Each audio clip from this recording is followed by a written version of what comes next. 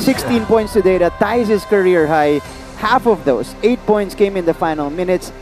Ano pa natin? Mas specific pa, 5 points inside the final minute to bring home the W for the Mapua Cardinals. And Coach Hammer, just 1 turnover in 30 minutes of action for Lawrence Mangubat. Lawrence, congrats. Sige, kuya.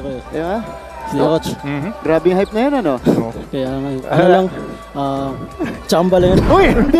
Chamba laging ginagawa. No, Alam mo, Martin, hindi na ako iinom ng kape pagka-cover na itong Mapua. Laging crucial yung mga laro. Oo. Nervous ako eh.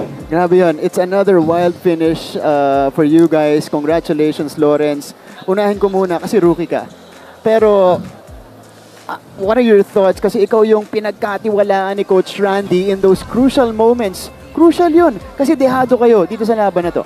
Nung time na yun. Unang-una, nagpapasalamat po ako kay God. Binigyan kami ng panalo at kay Coach Randy at saka yung mga coaches. Grabe yung binigay na tiwala nila sa akin kasi yung mga veterans namin medyo off ngayon eh. Kaya kailangan namin mag-step up yung mga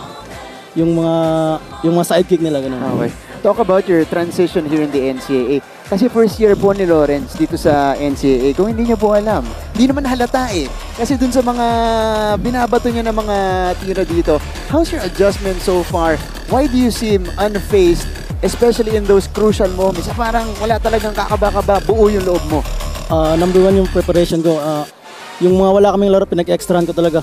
Yung mga tira ko, ginigisingan ko lang talaga ng madaling araw. Nurse gumigising. Mga 4M. Wow! Mamba mentality yun. Zero Dark 30. Oo. Kasi galing sa mga last game namin is off ako pero okay lang, tiwala lang sa mga kasama ko, sa mga coaches saka sa team namin. Ako gusto ko balikan yung magandang stat kasi nung high school, laging nasa yung bola. Laging ikaw yung nagkikreate. Ngayon, bumaba yung turnovers mo, ang laki ng ibinaba kasi nung high school halos 4 yung average mo, Lawrence, ha? Alam mo yan. And nung bumaba yung turnovers mo, mas naging efficient at mas nakita na shot maker ka. Kanina, tinatanong ako ni Martin, kanino ko gusto mapunta yung bola? Sabi ko kay Sai. Kasi magke-create, pangalawa, kay Clint, tapos panay shooter kayo na nagro-roam. Ikaw ang nahahanap. Sabi mo nga, preparation. Gaano ka bigat yung naitutulong sa'yo nitong mga veterano mo? Yung una, yung last shot ko is grabe yung tiwala. Good pass yun ni Clint sa akin. Tsaka drawing naman yun ni Coach Randy. Tsaka para sa akin talaga yun. Kasi galing ako sa shoot sa corner. Kaya sa akin na lang yung last shot, Coach. Okay.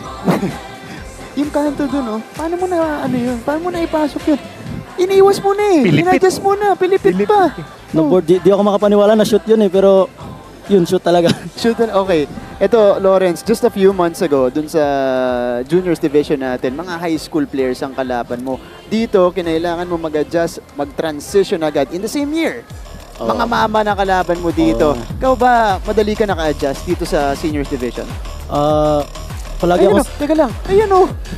Una-una, palagi akong sinasabihan ni Coach na kumpiyansa lang kasi alam naman yung yung laro mo dito kaya malaki may tutulong mo sa Cardinals. Tsaka, gawin ko lang yung trabaho ko para makatulong sa team. Yun lang. Teka, nakakakita ko lang ng play. Pinano mo ba yung board ring? Sinadya mo yan? Basta shoot.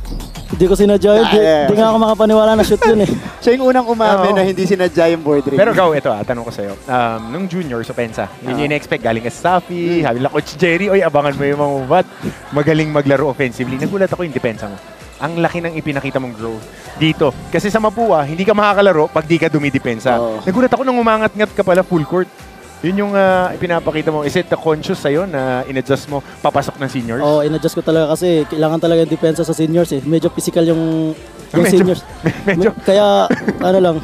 Pero sa Cebu, naglaro naman ako sa mga college eh. Kahit juniors pa ako. Kaya gawin ko lang trabaho ko, puso lang para sa team. Grabe. Ang star po mula sa Liloan, Cebu. Liloan, Cebu. Liloan, Cebu. Maraming nanonood sa'yo ngayon, Lawrence. Ikaw ang best player as a rookie, tying your career high. Pagkakataon mo nang batiin silang lahat. Unang-una, nagpapasalamat po ako sa mga sponsor po namin. Si Engineer Dong Gonzales po, Engineer Mon Ariola, Boss Ares Alvarez, tsaka yung Mapua Global po. Malaki pong salamat namin sa inyo. Tsaka yung family ko po, tsaka yung girlfriend ko. Yan. Rookie pero sanay bumate. Yan. Kompleto ang listahan. Bagong luma. Larong mama. Batang-bata, larong mama. Yan. Lawrence, congratulations. Maraming salamat.